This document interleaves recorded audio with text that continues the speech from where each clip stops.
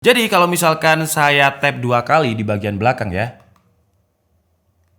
Nah, dia akan screenshot. Tapi kalau saya back tap 3 kali, 1, 2, 3. Terus tinggal pilih aja yang mau di remove siapa.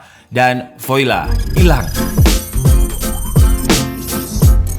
Oke, jadi di video kali ini kita akan membahas fitur dari Mi 11 yang mungkin beberapa dari kalian belum ada yang tahu. Karena DKID udah telat banget untuk membahas Xiaomi Mi 11 ini. Kemarin tuh saya sampai melihat beberapa channel review lain dan saya lihat tuh mana nih fitur yang belum dibahas.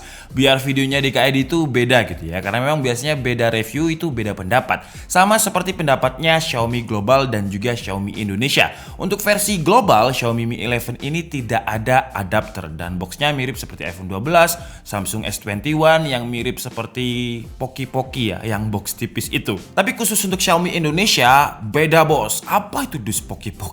Jadi di Indonesia udah diinkludkan dengan adapter dan adapternya itu nggak tanggung-tanggung. Bukan adapter yang 5 watt, tapi 50 watt. Mungkin Xiaomi Indonesia takut ya dengan Mi fans di Indonesia yang memang terkenal militan. Dulu aja saya bikin video tentang kekurangan Poco X3 NFC. Waduh, komennya, masa HP 3 jutaan dicari kekurangan loh? Kan saya reviewer bukan sales, masa nggak boleh cari kekurangan. Tapi Poco X3 NFC keren kok, keren banget, nggak jelek, keren. Sekeren fitur kamera dari Xiaomi Mi 11 ini. Sampai-sampai Xiaomi Mi 11 punya tagline Movie Magic, langsung muncul di awal halaman websitenya. Cinematic 108 megapiksel. Dan fitur ini sama sekali bukan gimmick. Movie Magic. Jadi buat kalian yang mungkin nggak terlalu tahu tentang teknik fotografi, entah itu ISO, apa itu shutter speed, apa itu exposure, apa itu aperture, dan berbagai hal, nggak usah pusing. Dengan Movie Magic yang ada di Mi 11 ini, kalian bisa langsung jadi pro. Contohnya, buat kalian yang mungkin udah tahu apa itu parallax effect ya, kalian nggak usah pusing-pusing ngedit parallax effect, nggak usah di masking, nggak usah edit di Photoshop, terus dimasukkan di Premiere Pro, terus di zoom in zoom out pakai scaling, nggak perlu. Kalian pilih aja Magic Zoom yang ada di pilihan Movie Effect di Mi 11. Cara kerjanya, record aja sebuah objek gambar dan mundur pelan-pelan dengan Mi 11. Parallax Effect, kalau di kamera kalian harus zoom objek terus mundur pelan-pelan. Di Mi 11 nggak perlu ngezoom, tinggal mundur aja pelan-pelan sestabil mungkin. Nggak perlu juga editing di Adobe Premiere Pro dan langsung jadi, serba template. Movie Magic. Magic yang kedua ada namanya Slow Shutter. Kalau di kamera kalian harus setting shutter rendah untuk mendapatkan efek lampu yang seolah-olah bergerak dengan cepat. Di Mi 11 nggak perlu setting shutter, langsung aja masuk ke menu Slow Shutter dan shoot di low light. Udah beres dan hasilnya kalian udah kayak fotografer yang pro banget. Magic yang ketiga ada yang namanya Time Freeze. Sesuai dengan namanya, membekukan waktu. Efek ini bisa membuat seolah-olah video kita terhenti. Cara kerjanya, secara AI, Mi 11 akan memasking bagian yang tidak dideteksi sebagai objek dan membekukannya. Jadi ketika kita shoot di mode ini akan ada pilihan freeze. Setelah dirasa cukup freeze-nya, kalian bisa unfreeze lagi untuk membuat objek tersebut bergerak lagi. Fitur ini cocok banget buat kalian yang sering dimarahi bos atau pacar, tinggal di time freeze aja. Jadi biar dia diam lah ya, nggak marah-marah terus. Magic yang keempat ada namanya Parallel World, di mana kamera Mi 11 akan mirroring objek secara paralel dan membuat kalian menjadi editor berkelas hanya dengan sekali sentuh. Terus juga ada fitur Night Time Lapse yang ya fungsinya sebagai time lapse, jadi nggak terlalu spesial. Kita move ke fitur yang menurut saya spesial aja, yaitu ada Long Exposure. Long Exposure adalah teknik fotografi yang mengkombinasikan antara objek diam dan juga objek yang bergerak, ditambah menggunakan shutter speed yang lambat. Gunanya shutter speed yang lambat ini agar sensor dapat menangkap cahaya sebanyak mungkin. Biasanya dibuka selama 30 detik.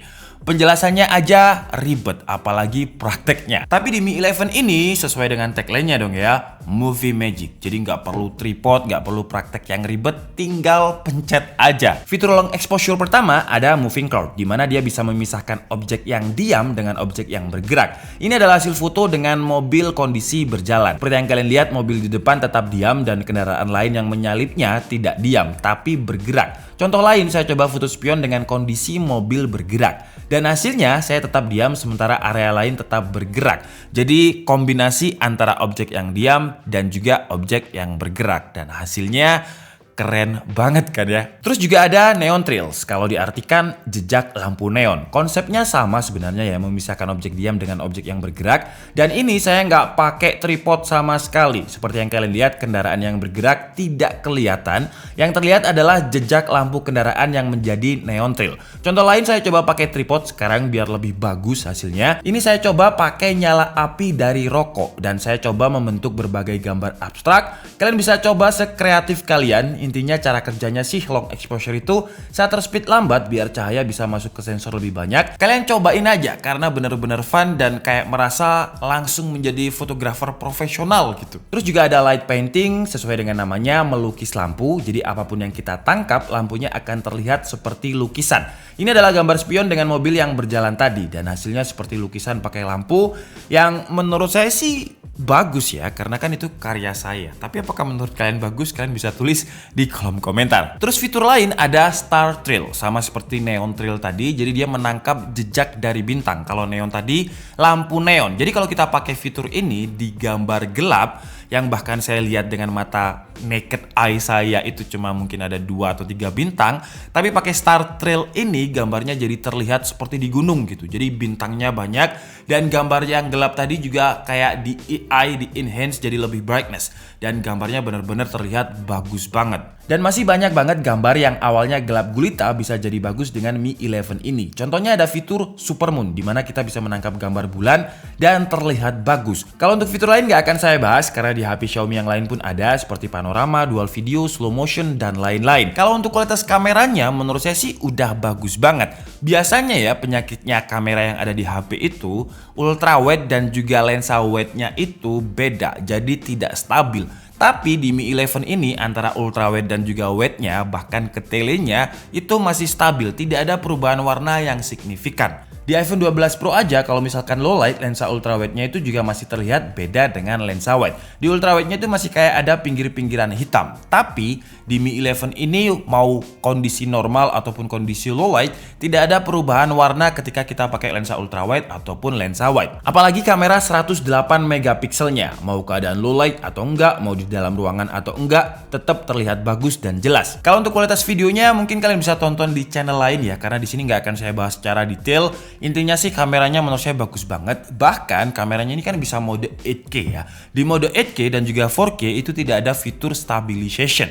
Tapi ketika saya cobain dengan kondisi mobil bergerak di resolusi 8K itu kayak masih stabil ya menurut saya. Di mode 4K-nya juga masih stabil. Padahal kalau misalkan pakai image stabilization itu harus ada di 1080p 30 fps. Fitur Movie Magic-nya ini bukan hanya ada di kameranya aja, di post editing-nya pun juga ada. Biasanya ya kalau misalkan kita menangkap gambar itu kan pasti bocor ya, entah bocornya itu manusia atau benda. Jadi Mi 11 menyediakan yang namanya AI Erase Engine, di mana dia bisa menghapus gambar yang bocor. Kalau yang bocor manusia kita bisa pilih menu Remove People, terus tinggal pilih aja yang mau di remove siapa. Dan voila, hilang. Atau mungkin ketika kita mau foto landscape yang bagus ternyata kita nggak lihat tuh ada kabel yang mengganggu. Tinggal pilih aja remove line dan voila, kabelnya hilang juga. Gak perlu lagi masking manual di Photoshop karena masking itu pekerjaan yang melelahkan dan buang-buang waktu banget. Selain fitur kamera yang bikin hidup lebih mudah, ada beberapa fitur spesial yang bikin hidup kita juga lebih mudah. Pertama ada in-display fingerprint. Nah, in-display fingerprint kan di kamera lain juga ada.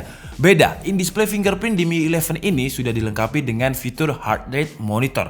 Jadi buat kalian yang mungkin nggak punya smartwatch, apalagi kalian fungsinya cuma untuk mengetahui heart rate BPM, kalian bisa pakai in-display fingerprint yang ada di Mi 11 ini. Terus fitur lain yang mungkin kalian belum tahu ada yang namanya back tap. Yap, back tap. Jadi mirip seperti iPhone 12 Pro ya, karena setahu saya fitur back tap itu ada di iPhone 12 Pro dengan iOS terbarunya. Tapi sama Mi 11 ini di ATM atau amati, tiru, dan modifikasi. Jadi lebih lengkap dan lebih multifungsi lah, lebih fungsional daripada iPhone 12. Jadi kalau misalkan saya tap 2 kali di bagian belakang ya.